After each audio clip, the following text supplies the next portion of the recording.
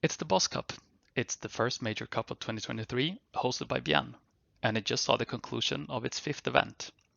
The level for the fifth event is made by Pocho, the Argentinian Husky, and let me tell you, it's quite different for being a cup level.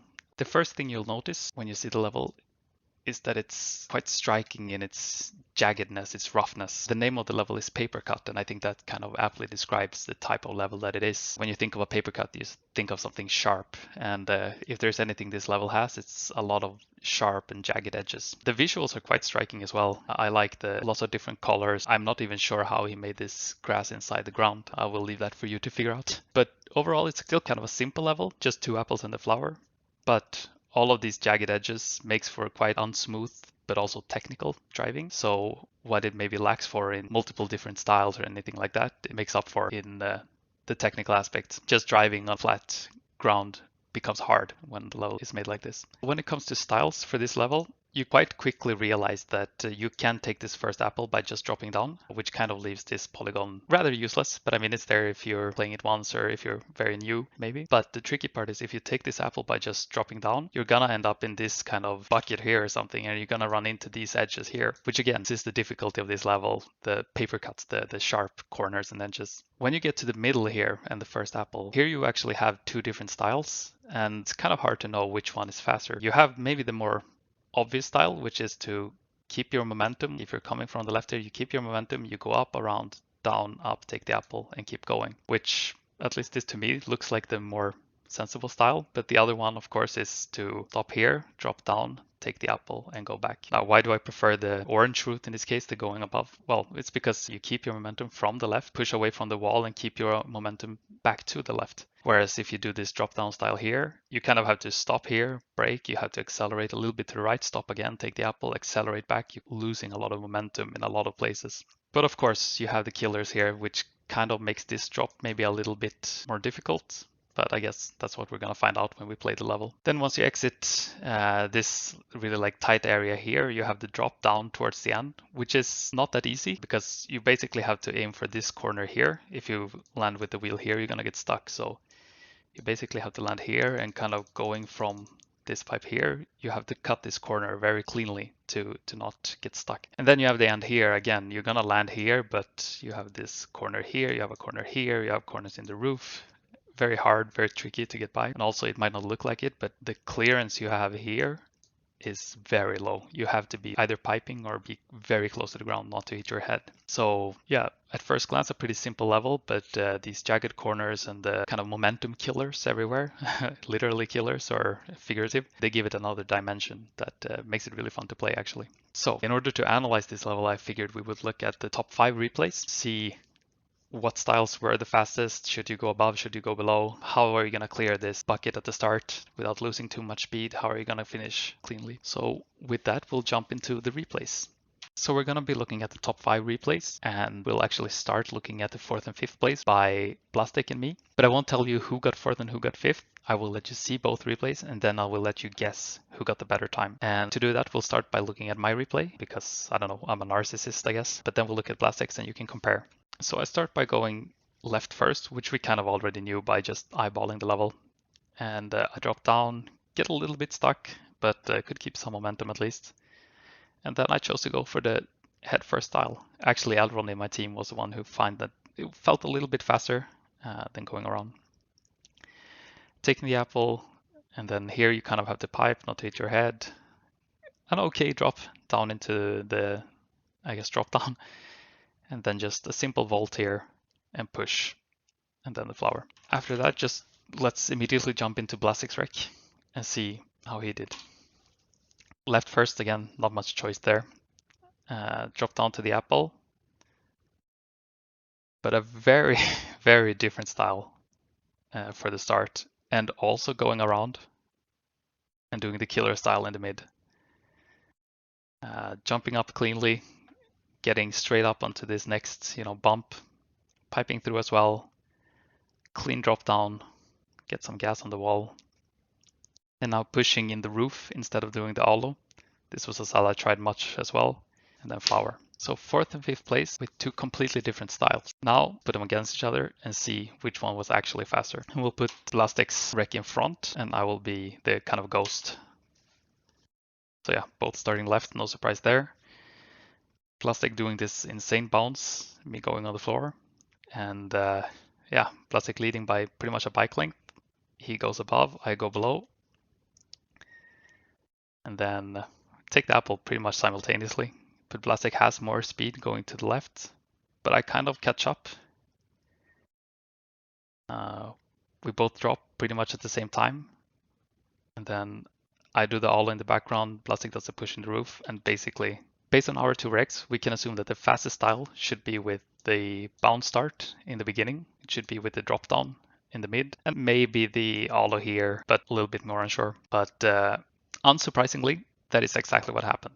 The top 3 used exactly these styles, but what is surprising is the differences that they managed to get with the same style. You have JT at 32.3, Mielz at 31.1 basically, and Zero at 30.36. So you basically have a 1 second gap-ish between the top 3 players, which in a short level like this is kind of insane. It's very unusual. To get 1 second differences is usually, a minute level or a multi-route where people use different styles. But this is basically the same style, just performed to different levels of perfection. So what we're going to do is we're going to first compare JT and Mielz. They are in the same team, SPEF or SpeedyF, and then we'll compare Mielz's time to Zero and see what they did different. Zero again does not know what Mielz and JT did, but these 2 players of course communicate. So we'll jump back into the game and we'll first compare Mielz to JT, and we'll put Mielz in front and JT behind. And we already know that Mielz is about a second faster, but where does he gain that second? Now start pretty much same, like a little bit different execution, but same times basically. They're neck and neck. Mielz gets a little bit faster apple and turn here. So here he gains about 1.5 bike lengths. And here is actually the major part. It's actually keeping your speed downwards. And Mielz does this beautifully by dodging the polygon here completely, or the corner, I should say. And JT gets a little bit stuck behind there on the corner. Again, it's way harder than it looks. And then both of them doing the Alo push at the end to save a lot of speed. So yeah, basically Mielz and JT neck and neck up until grabbing the apple. So Mielz saves a little bit of time here and also saves a little bit more time in the drop down. So then if Mielz does the same style as JT, just a little bit more cleanly, where does Zero find an additional second, or I guess 0.7 or so? We'll compare their replays as well and find out. This time we'll put Zero on top, Mielz as a ghost, and just follow. So neck and neck so far, but Zero does get a little bit faster bounce, a little bit lower. Both of them go down, just clean execution by both. Zero keeps that small lead that he had from the beginning. And the drop, Zero takes a little break there, but he can gas a little bit on the wall as well. So he keeps his distance, gets the push, gets in front. Now, what actually was the difference then between these 2 regs? Well, we can see Zero is leading about a bike length here. So just from the start, Zero gains about a bike length. And in the end, Zero wins by about a bike length. So somehow within the first 5-7 seconds, Zero saves enough space that he keeps for the entire run to beat Mielz by 0.7. So how does he do that?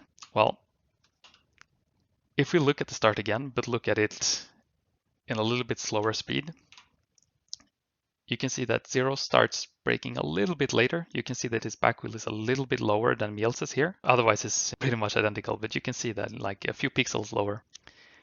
And this allows Zero though, so just before the bounce releases, this allows Zero's back wheel to fall down a little bit and actually go down to the bottom side of this kind of corner that sticks out. And what does this mean? This means that once the bounce kind of releases, Zero will get a push that is more downwards inclined because his back wheel pushes from the overhang, while Mielz will get a bounce that is a bit more upwards directed because his wheel doesn't push from the bottom side of the polygon. So you can see here the front wheels and everything is identical. It's just that Zero's back wheel got down. And in the end, this means that Zero can get more downwards momentum.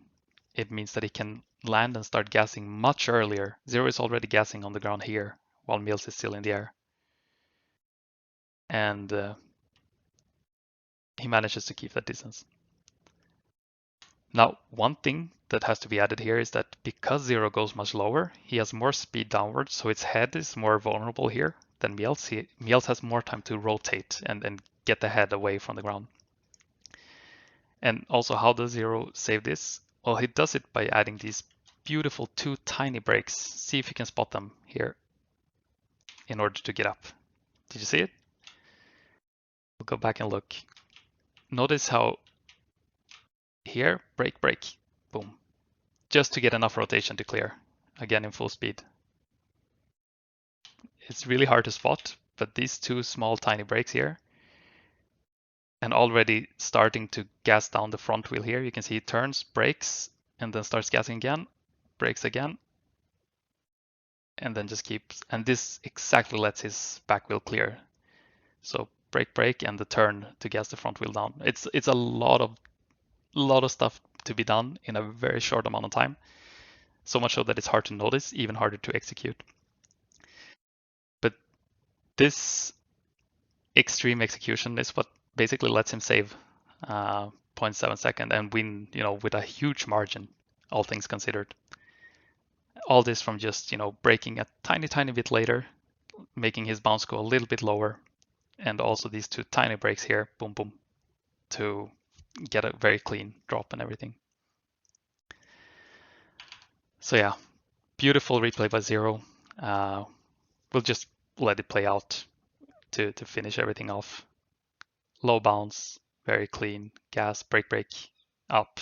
I mean, it's just perfect execution, which again, this is something that Zero is known for. He just drives these perfectly executed replays, whether it's a battle or a cup or anything. It's just gonna be great. So yeah, that was Boss Cup Event 5, paper cut by Pocho, and the winning replay by Zero. Hope you like this kind of recap. Tell me if you think it's too long or too short or too much information, too little, and I will try to continue these uploads and making sort of analyses of each event. Thanks.